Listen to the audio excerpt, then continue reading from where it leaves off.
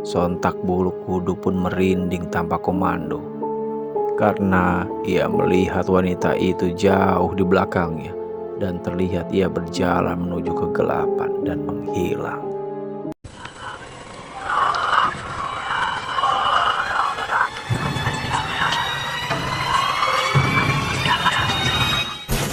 Assalamualaikum, hai teman-teman. Kali ini kita masuk di sesi cerita kamu, di mana aku akan menceritakan kembali cerita horor seputar kamu. Mulai dari kisah nyata ataupun fiktif belaka. Namun bisa jadi ini diambil dari kisah nyata juga ya. Siap? Takut nggak? Sini aku ceritain. Yaps, ini merupakan kisah nyata dari seseorang yang sebut saja namanya Mr. D. Seusai pulang kerja, seperti biasa ia memacu kuda besinya untuk segera pulang. Pada saat itu usai turun hujan, namun sampai saat ini pun masih gerimis. Dan waktu itu menunjukkan jam 7 malam. Karena ingin lekas segera sampai, ia pun berinisiatif untuk mengambil jalan alternatif menuju rumahnya. Maklumlah, yang namanya jalan alternatif pastinya tidak seramai dengan jalan utama. Terlebih dengan kondisi jalannya pun kurang begitu bagus. Banyak lubang dan kelokan yang tiada akhir. Karena usai hujan, mungkin ia merasa jalan yang ia lalui terasa begitu sepi. Tidak ada satupun berpapasan dengan pengendara lain. Ia pun mencoba untuk tidak begitu mengabaikannya. Sampai pada saat ia melewati tikungan yang entah keberapa, ia melihat dari jauh ada sosok yang perwujudannya seperti seorang wanita yang tengah menunggu seseorang di pinggir jalan. Sambil tetap melanjutkan kendaraannya, ia pun berpikir sejenak dan menyadari bahwa ia mulai memasuki jalan area Gunung Sunda, yang menurut warga lokal daerah ini merupakan salah satu dari patilasan Prabu Siliwangi.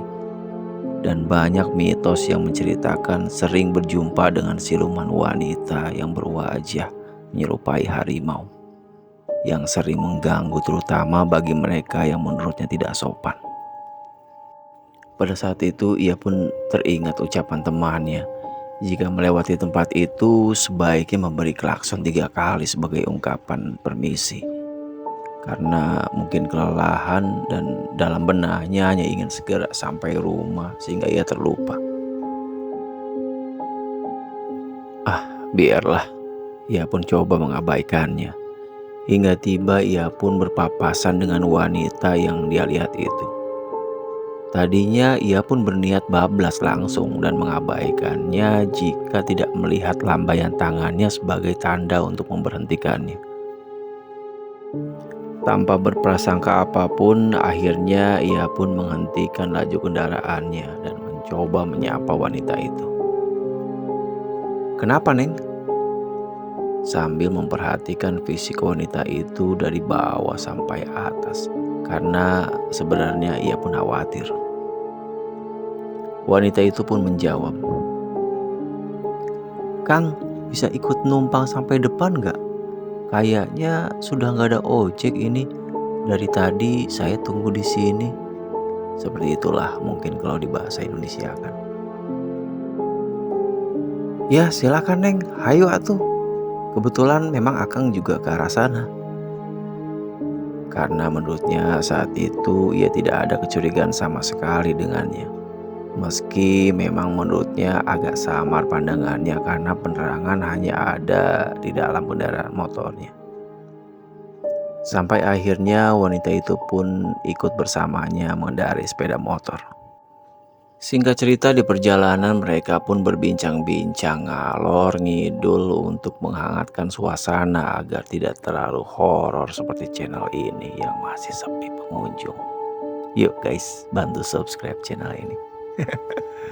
Oke, hingga akhirnya kehororan pun dimulai. Tiba-tiba perbincangannya pun mendadak terhenti setelah wanita ini berucap, "Kang, udah aja berhenti di sini. Hatur nuhun." Ia pun kaget karena pemberhentiannya secara tiba-tiba di tengah pembicaraannya yang mulai nyaman. Namun kenyamanan itu seketika berubah menjadi kehororan setelah ia mencoba menoleh ke belakang sambil menghentikan kendaraannya. Wanita itu ternyata sudah jauh dari pandangannya.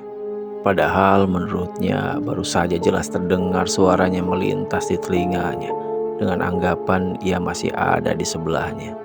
Sebelum sempat menjawab, ternyata ia sudah tidak ada di sebelahnya. Sontak bulu kudu pun merinding tanpa komando karena ia melihat wanita itu jauh di belakangnya dan terlihat ia berjalan menuju kegelapan dan menghilang.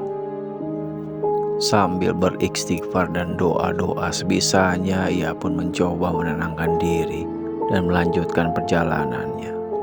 Dan di dalam hati ia pun berucap, untung wanita itu tidak menampakkan diri secara menyeramkan.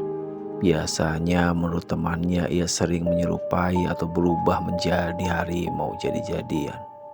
Namun alih-alih menurutnya ia malah merasa nyaman dan tidak ada aura mencekam saat bersamanya. Mungkin memang dia tidak ada niat buruk pada saat itu.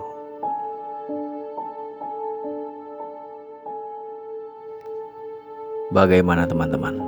Takut nggak? Terlepas dari benar tidaknya cerita ini, Mimin hanya mencoba menceritakannya kembali. Meski ada sentuhan konyol di setiap ceritanya, semoga bisa menghibur dan mengisi asupan nutrisi horor kalian semua.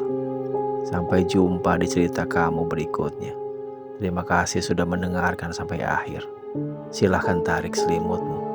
Semoga bisa tertidur lelap. Wassalamualaikum.